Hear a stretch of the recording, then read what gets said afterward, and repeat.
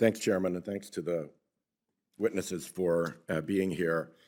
There's been a certain amount of talk during this hearing about the environment in which the justices who wrote the Dobbs decision have had to operate since that decision. And I just wanted to flag in the general category of protest behavior, the experience that I had with clinics in Rhode Island in the 90s when I was U.S. Attorney in Rhode Island. And I flag it in part because during Justice Ketanji Brown Jackson's hearings, a witness was brought forward to propose the narrative that these engagements between protesters and people seeking services at clinics were done in a spirit of peaceful and loving engagement.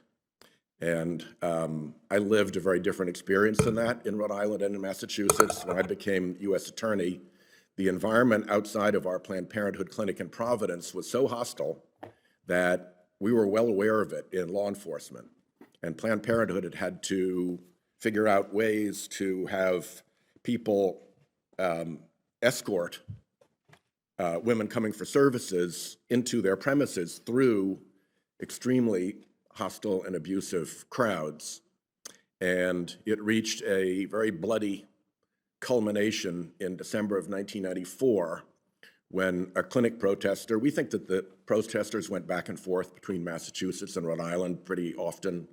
A clinic protester went into a clinic in Massachusetts and murdered the receptionist and shot up the place, wounding others, and then moved on to another clinic outside of Boston and murdered an employee and shot others, and then disappeared.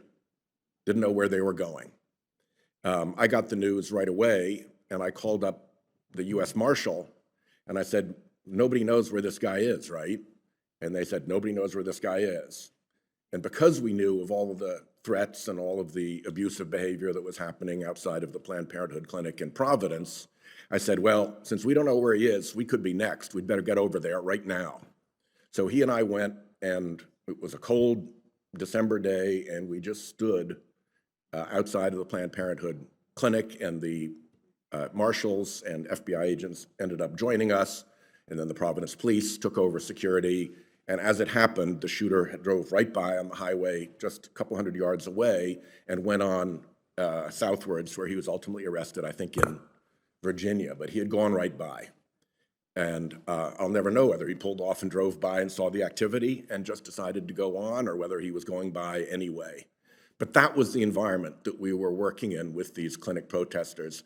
And I want to make sure that that is absolutely clear in the record. This business of this all being, peaceful and loving engagement is just not consistent with what I saw with my own eyes and with what the people in those two blood-spattered clinics in Boston had to experience.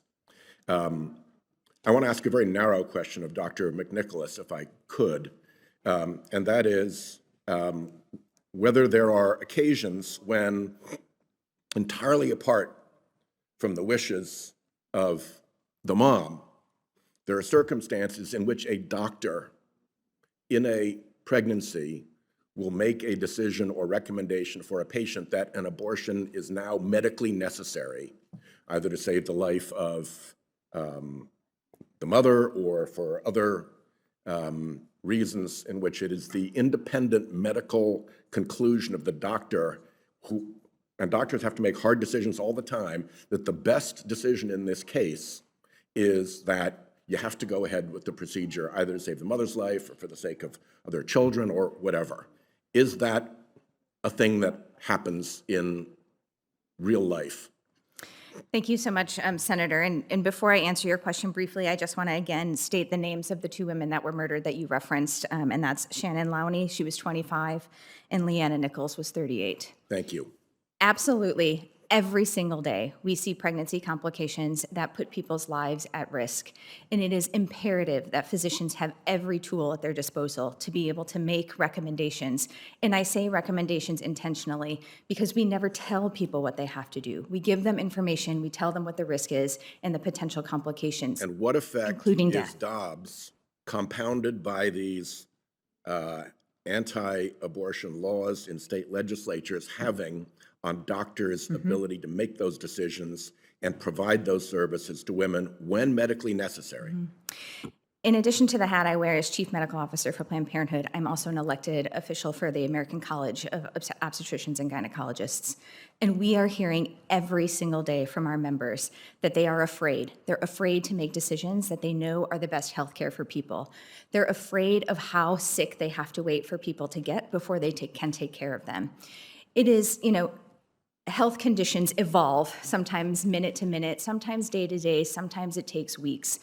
But the truth is that if we are setting up a system by which we are forcing people to sustain preventable morbidity and mortality, we are totally leaving an entire population of people behind. We are telling women that not only are they not allowed the decision to control their own body, but now we're not going to allow you to control your own body and make decisions when it means that you could potentially be leaving the 3 children you have behind when you die from that delayed care. It is quite disgraceful. It happens every single day. And ACOG is hearing every single day from people on the ground, right? I tell my 12-year-old all the time, intent and impact are different. And whatever the intent is of overturning Roe, the impact is that it is utter chaos and people are being harmed. Thank you for telling us about that impact.